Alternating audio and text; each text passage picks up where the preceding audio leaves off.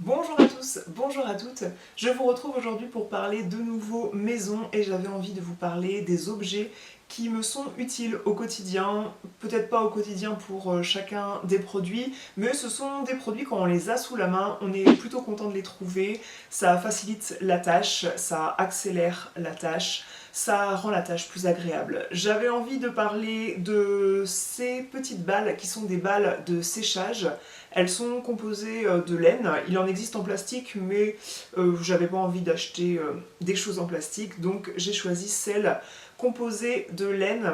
Comment fonctionnent ces petites balles? Là j'en ai deux en main qui sont un petit peu usagées, ça fait déjà quelques mois que j'utilise ça dans mon tambour du sèche-linge. J'utilise le plus possible un séchoir à linge posé comme ça dans une pièce, bien que ce soit pas trop esthétique, mais la maison est assez grande pour que ça soit pas dans notre passage quand on passe, et quand il y a du monde, je camoufle ce séchoir, je le mets dans le dressing, mais j'arrive quand même à utiliser mon sèche-linge électrique assez régulièrement parce que quand on est quatre, c'est-à-dire avec deux enfants, c'est un objet qui est quand même super utile. Mais j'ai tendance à m'en servir davantage pour tout ce qui est sous-vêtements des garçons à la maison, pour ce qui est linge de maison, donc les serviettes de bain, les draps, je trouve que l'étendoir est pas très simple pour étendre une grande housse de couette, n'est-ce pas? Mais ça adoucit quand même pas mal le linge de maison. Pour accélérer le temps de séchage, j'utilise ce genre de balle et ça permet d'avoir un usage du sèche-linge un peu plus écologique parce que on va utiliser des cycles courts. Quand on va mettre les balles dans le tambour du sèche-linge, on en met 4 en général pour un tambour de taille standard. Ça va séparer le linge et augmenter le flux d'air chaud en fait dans le sèche-linge, ça va mieux traverser les vêtements, etc. Et ça va absorber l'eau aussi qui va se trouver dans le linge mouillé. Et pour le coup, ça va diminuer le cycle du sèche-linge. Moi, je me retrouvais souvent, quand je mettais ma housse de couette avec deux thés d'oreiller, je me retrouvais avec ma thé d'oreiller qui était dans ma housse de couette. J'avais les coins de ma housse de couette qui ne séchaient pas et ça m'insupportait. Et depuis que j'utilise ça, ça vient battre le linge de façon à séparer les différents éléments et à sécher tous les petits recoins de vos morceaux de linge, et je trouve que ça change la donne. C'est pas très coûteux, ça fait beaucoup d'utilisation, c'est pas zéro déchet dans le sens où il y a un moment où on va venir les jeter, mais moi pour l'usage du sèche-linge que j'en ai, ça fait quelques mois que je les utilise comme je vous ai dit, et elles me servent encore très bien, elles vont me durer encore dans le temps. Donc ça dure quelques mois, c'est pas inépuisable, mais ça aide quand même à mieux sécher le linge dans le tambour du sèche-linge. Ensuite, je voulais vous parler d'un élément de ma cuisine pour cuisiner, pour faire le plus souvent des pâtisseries, que j'ai depuis des années. Je crois même que j'avais ça avant la naissance de mon fils, puisque j'avais été à une réunion de Marle. C'est une marque d'ustensiles de cuisine, de plats, de plein d'ustensiles qui se vend par vente à domicile. J'avais été invitée à une réunion, j'avais pas pu me rendre à la réunion, mais une des bonnes clientes de cette marque m'avait recommandé la plaque de cuisson à mettre au four avec la silpate qu'on met dessus. Depuis, je regarde Top Chef depuis des années et je vois à chaque fois ce terme silpate utilisé par tous les candidats de Top Chef. Je vais utiliser une silpate pour pocher ma meringue, voilà, vous voyez un peu le genre. Cette plaque en silicone de cuisson qui est beige avec un contour orange généralement. Ça permet de ne pas utiliser de papier sulfurisé quand on utilise une plaque comme ça rectangulaire de cuisson, puisque c'est très bien lavable au lave-vaisselle, mais aussi moi je le lave tout le temps à la main ce truc là. Et par exemple pour faire mon biscuit roulé, j'utilise toujours la silpate. Ça permet de bien décoller le biscuit roulé en 2 temps 3 mouvements, et surtout dans l'optique zéro déchet du moment qui est dans les préoccupations. On est en plein dedans et je trouve que c'est un produit à avoir chez soi. Celle-ci est très résistante. Vous allez me dire, on trouve ce produit en supermarché, mais je trouve que qualitativement, c'est la meilleure qui existe, la Silpat de chez De Marle. Cette vidéo n'est pas du tout axée zéro déchet parce qu'il y a d'autres produits qui sont moins écologiques que je vais présenter ensuite, mais quand un produit a cet aspect-là zéro déchet, je trouve ça quand même bien de le mentionner puisque c'est un point positif du produit qui n'est pas négligeable. Je voulais vous parler de paille en verre, donc il s'agit d'un produit orienté zéro déchet dans le but de ne pas acheter tous les 4 matins toutes ces pailles en plastique qui sont des déchets en plus à mettre à la poubelle et qui sont du coup à usage unique. J'avais très envie de ce genre de paille, bien que ça possède quand même un inconvénient, c'est que il s'agit vraiment de paille qu'on utilise pour des cocktails l'été ou les boissons fraîches que j'aime bien préparer l'été, des boissons aromatisées que je fais moi-même à la maison. Mais c'est pas des choses qui sont adaptées aux enfants, en tout cas pas à mes enfants de l'âge auquel ils sont. Par exemple, mon fils a 4 ans et demi, je lui confierai pas ce genre de paille en verre, ma fille de 18 mois encore moins. Moi je les adore ces pailles, alors désolée c'est dans un verre Havana Club, hein. Comme je vous ai dit, moi j'aime bien les pailles pour les cocktails et les boissons de l'été, les boissons rafraîchissantes.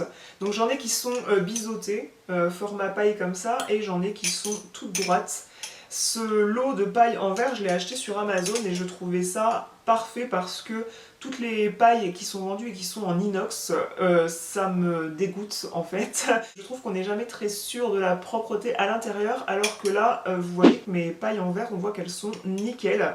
Et il était fourni avec 2 goupillons comme ça, qui permettent de bien nettoyer la paille en profondeur sur toute la longueur et on voit au travers si on a bien nettoyé la paille. En plus elles passent au lave-vaisselle, donc c'est parfait et elles sont, on peut dire, très esthétiques. Je trouve que voilà, le design est vraiment sympa. Donc si vous en cherchez, je les avais payées vraiment pas cher sur Amazon et je trouve que ça fait une jolie idée cadeau. Pour faire mes courses alimentaires, j'essaye d'utiliser au maximum des sacs vrac. Ce sont les sacs coton qu'on va recevoir dans des commandes de différents e-shops. Souvent, ils offrent un petit sac cabas, un petit sac en coton, mais aussi j'avais acheté des petits sacs coton en vrac dans un magasin de vrac qui en vendait pour peu cher. Ça permet d'avoir différents formats pour si vous achetez une dizaine de pommes ou si vous achetez une vingtaine d'amandes, on n'a pas besoin du même format de sac. Donc j'ai rien inventé, je vais pas vous parler, oui j'ai eu une idée ingénieuse, j'utilise des sacs à vrac. Je crois qu'on en a tous soupé de ça, mais je voulais vous parler de mon sac à vrac de pain, parce que si vous achetez une boule de pain, en général une boule de pain tranchée, bien sûr que les sacs à vrac classiques, ils peuvent très bien convenir, mais j'ai dû commander quand même un sac à vrac assez long comme ça, un vrai sac à vrac pour le pain. Pour la baguette fraîche, parce que moi j'adore la baguette fraîche, la baguette pleine de gluten, le pain blanc que je vais tartiner de beurre demi-sel le matin, surtout le week-end. Et pour le coup, j'en ai marre du sac en papier qui est fourni avec, qui ne permet pas d'isoler le pain, parce que hormis le fait que ce sac en papier est à usage unique, le pain ne va pas être totalement protégé et on ne sait pas où le poser dans la voiture pour pas mettre de la farine partout. Et je me retrouvais à mettre la baguette sur le tableau de bord et j'avais de la farine sur mon tableau de bord noir, pareil sur le siège passager, ça me saoulait. Et du coup j'ai acheté un sac à pain de nouveau sur Amazon. Bravo l'environnement, commande Amazon. Mais en tout cas c'est là que j'ai trouvé ce truc là qui se resserre par un lien comme ça et du coup je lave régulièrement ce sac et je n'ai plus de farine partout dans ma voiture et je n'ai plus de sac papier à usage unique que je mets à chaque fois dans la poubelle. Donc voilà, je suis très contente de mon sac de pain et la boulangère du coup est habituée, elle me connaît, elle sait que je ne prends pas de papier et qu'elle me met mon pain dans mon petit sac. On va passer maintenant à un objet qui m'a sauvé la vie à un moment donné de ma vie. Je vous en ai beaucoup parlé sur Instagram, mais je ne crois pas vous en avoir parlé sur YouTube, ou alors je vous en ai parlé quand j'ai parlé de retour d'expérience de mon second allaitement, l'allaitement de Juliette, ma fille. J'ai allaité Juliette 9 mois et demi, et il y a eu un mois vraiment, ça a été très long je trouve par rapport à mon fils pour qu'elle accepte de prendre une tétine de biberon. On a cru qu'elle prendrait jamais du lait en biberon parce que elle a accepté de boire quelque chose avec cette tasse Munchkin. Comment fonctionne cette tasse? C'est une tasse, là elle est pleine d'eau et je peux la renverser.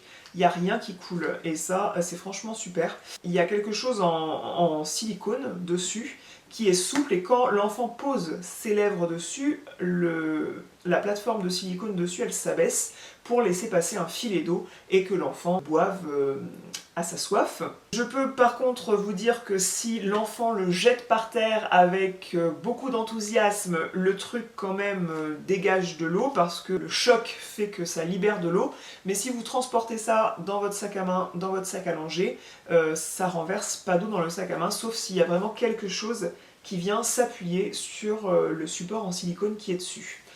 Et du coup ma fille qui après le sein n'acceptait absolument aucun contenant pour boire du lait, même mon lait maternel au départ qu'on lui donnait, et bien c'est là-dedans qu'elle a accepté de boire. Et au départ on était assez inquiets parce qu'il se passe un moment, même si on n'est pas en plein sevrage de l'enfant, où elle a commencé la diversification alimentaire et il fallait qu'elle boive aussi de l'eau et elle tétait moins dans la journée, donc on avait envie qu'elle puisse boire de l'eau. Et pour le coup, elle buvait pas d'eau et quand on a commencé à la mettre à la crèche et qu'elle ne savait pas prendre de l'eau dans un contenant, c'était assez effrayant et là, ça m'a vraiment sauvé le moral quoi, de savoir qu'elle pouvait enfin boire dans quelque chose et c'est ça qui a convenu et vous êtes nombreuses sur Instagram à m'avoir recommandé cette tasse. Quand je vous ai parlé de sevrage d'allaitement sur Instagram, j'avais mis un onglet questions et vous êtes nombreuses à m'avoir recommandé la tasse 360 Munchkin. Et merci, j'en avais acheté du coup cette version orange pour la crèche, une version rose pour la maison. On s'en sert toujours, notamment comme je vous ai dit, pour transporter, puisque si on met ça dans un sac, ça ne se renverse pas. Mais à la maison, maintenant, elle boit avec un verre normal. On va rester dans la cuisine avec un objet dont on est très content en ce moment. C'est un objet qui se branche sur secteur et ça plaît beaucoup aux amateurs de café qu'on est à la maison. Je bois beaucoup plus de café que je ne bois de thé. On avait une cafetière Nespresso avec des capsules, on l'a gardée parce que en fait le truc c'est qu'on en avait deux. On en a donné une à quelqu'un qui l'a mis dans son local de travail. On en a une, on ne sait pas comment s'en débarrasser, donc on va la garder jusqu'à usure du truc et on achète très peu de capsules. C'est vraiment quand on a du monde, si on a 10 adultes à la maison, c'est pratique d'utiliser les deux pour aller plus vite. Pour le coup, on n'a pas acheté une cafetière qui moud les grains de café. Nous, on achète du café moulu qu'on fait moudre dans une brûlerie. Enfin, en tout cas, c'est ce qu'on faisait auparavant. Maintenant, on achète les grains de café, donc on achète un gros sac de grains de café en magasin bio ou en supermarché. C'est très économique de fonctionner ainsi parce que on va ensuite moudre le café dans ce truc avec une moussure espresso qui convient tout à fait à notre machine DeLonghi dont on est très content. Elle fait du très bon café. Avec le calcaire qu'il y a dans la région, il faut la détartrer très régulièrement. Je vous ai expliqué comment je détartrais ma machine dans l'article où je vous parlais de mes essentiels produits ménagers à la maison. Donc si vous n'avez pas vu cet article, je vous mettrai le lien dans la barre d'informations. J'étais tentée de prendre une cafetière qui ferait aussi la mouture du café en fait, où on peut mettre les grains de café derrière et puis vous faites du café moulu en direct en fait. Mais ça permet pas de changer de goût de café régulièrement et aussi on boit très souvent du décaféiné le soir. Il faut avoir 2 réservoirs et tout de suite le prix de la machine à café va grimper. Donc cette alternative là pour 19 € je crois, ça convient parfaitement, c'est un truc de la marque Bosch. Un autre objet qui se branche sur secteur et qui a soulagé ma vie de maman, c'est vraiment dans cette optique-là que j'ai acheté ça. C'est une veilleuse qui se branche sur secteur et qui détecte quand il fait noir dans l'endroit où on le branche, parce que là, il y a un détecteur. On peut choisir la chose en lumière chaude ou en lumière froide. Je crois que j'ai choisi une lumière chaude. Mon fils a une veilleuse dans sa chambre. C'est une veilleuse que j'avais achetée d'un par intérêt décoratif. C'est une veilleuse qui faisait étoiles et lunes sur le plafond, qui faisait lumière bleue, rouge, verte, ça changeait au fil de la nuit, ça faisait une lumière douce. Et du coup, il s'était habitué à avoir une veilleuse, donc il a 4 ans et demi passé. C'est un peu ma faute parce que j'aurais jamais acheté ça, je pense qu'il serait comme ma fille. Ma fille n'a pas de doudou, ne s'est pas attachée à un doudou en particulier, à part sa poupée Corolle, on pourrait presque dire que c'est son doudou, mais c'est pas vraiment officiel. Et elle n'a pas de veilleuse dans sa chambre et je pense que ça durera comme ça, même s'il y a des peurs du noir qui peuvent apparaître quand l'enfant grandit. Elle a que 18 mois, donc ça peut apparaître un peu plus tard. En l'occurrence, en ce moment, elle n'en a pas besoin. Ce que je voulais dire, c'est que mes enfants, ils se couchent vers 20h30 en semaine et les adultes se couchent un peu plus tard. La maison est configurée ainsi, il y a un couloir qui mène aux toilettes et sur le côté des toilettes, il y a les 2 chambres des enfants. Donc, pour ne pas allumer la lumière qui risquerait de réveiller les enfants, il y a cette lumière qui est branchée en fait dans l'angle du couloir et ça fonctionne toute la nuit et même si on se lève pour aller la nuit voir un enfant qui se réveille, eh bien on risque pas de se cogner dans les murs parce que il y a cette lumière qui fait un peu une lumière tamisée, une lumière type veilleuse dans le couloir. C'est même utile pour l'enfant parce que si le bébé il se réveille et puis qu'il a du mal à être apaisé, tout ça, il a pas trop envie que vous lui colliez la lumière dans la tronche, ça c'est franchement hyper pratique. De même, si vous avez un enfant qui a peur du noir et que vous n'avez pas franchement envie d'investir dans une veilleuse qui est faite pour chambre de bébé, eh bien ça fait l'affaire. C'est même la veilleuse qui est maintenant dans la chambre de mon fils parce que mon fils qui a gardé intacte sa veilleuse pendant 4 ans, plus de 4 ans, eh bien ma fille qui est beaucoup plus... elle est moins calme, moins en douceur, et eh bien dès qu'elle a su marcher à 4 pattes dans la chambre de mon fils, combien de fois elle a fait voler la veilleuse au travers la pièce, et du coup elle a éclaté la veilleuse en deux, donc ça fonctionnait encore jusqu'à ce qu'il y ait un faux contact et que la veilleuse ne fonctionne plus, au grand désespoir de mon fils, et du coup il a ça dans sa chambre et ça lui convient très bien pour faire une lumière tamisée et pouvoir s'endormir apaisé sans peur de... Un autre truc, je pense que vous avez vu passer ça partout sur Instagram, sur YouTube, c'est le truc anti-bouloche, le rasoir anti-bouloche là qui arrive à court de pile et qui est plein. J'espère que je pourrai vous faire la démonstration quand même. Donc c'est pas très écolo, ça fonctionne avec des piles. Je vous avais parlé de ma brosse de The Laundress pour le cachemire, je m'en sers toujours pour le cachemire, mais pour tous les autres textiles, je trouve quand même que ça, c'est tout simplement un rasoir à bouloches. En fait, le truc vient tourner, les bouloches viennent se prendre dans les petits trous, et puis ça vient les couper, puis les mettre dans ce réservoir-là. Et ça permet de remettre à neuf beaucoup de textiles qu'on peut avoir qui ont un air un petit peu passé, même des chaussettes pour enfants, quoi. Ça peut vite être un petit peu bouloché. Vous passez ça et le truc qui est quasiment comme neuf. Franchement, c'est hyper addictif comme objet parce qu'on a envie de tout retaper. Quand on vend des vêtements sur Vinted et qu'on ne veut pas baisser le prix de 5 € parce que il y aura des bouloches, je dis 5 € mais parfois c'est 2 €, ça fait vite baisser le prix de devoir dire qu'il y a des bouloches sur le vêtement.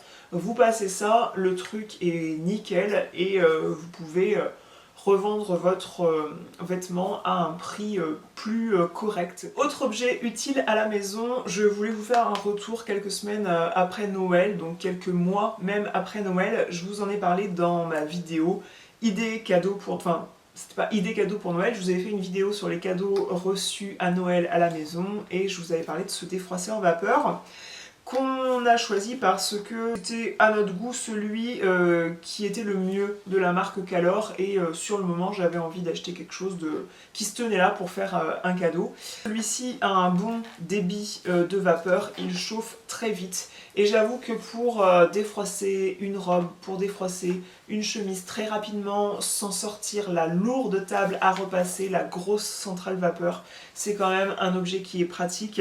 Ça se range facilement dans le dressing, c'est pas la mer à boire d'avoir ça. Voilà, j'en ai fini avec mes objets utiles qui me facilitent de diverses façons la vie au quotidien. J'espère que cette vidéo vous aura plu. Si c'est le cas, n'hésitez pas à mettre un j'aime sous cette vidéo, à la partager si vous avez envie. Et je vous retrouve dans la zone de commentaires si vous avez des questions, mais n'oubliez pas que tous les objets seront listés dans la barre d'infos et il y aura des liens vers les sites commerciaux où vous pouvez retrouver ces différents objets. Donc jetez un œil à cette barre d'informations pour y trouver toutes les infos dont vous avez besoin.